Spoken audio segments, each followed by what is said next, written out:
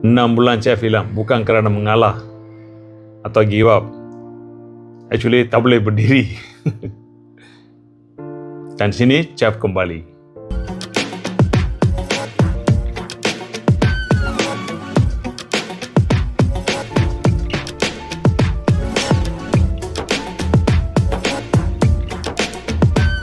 Chef pun tahu banyak follower chef kat YouTube, Facebook, Instagram.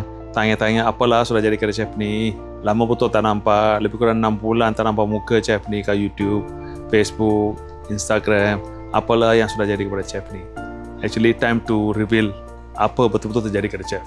Instead of reply satu-satu orang, chef buat satu video kasih explain what happened actually. Sebenarnya 6 bulan lepas ni chef mengalami kecederaan patah kaki.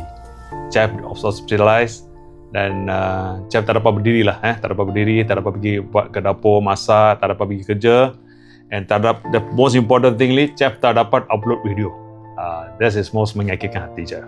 Tapi pada masa yang sama, chef sangat terharu walaupun chef menghilang seketika. Anda semua masih setia, masih tunggu, masih diam, masih tanya khabar. Dan hati saya terima kasih banyak-banyak ya guys. Dan sekarang chef kembali. Thank God keadaan chef semakin pulih. Dan saya ready untuk kembali ke dapur, kembali berkongsi resepi padu, menu viral, masakan yang confirm buat anda lapar setiap kali tengok video chef. Dan lain kali, kita buat lagi power.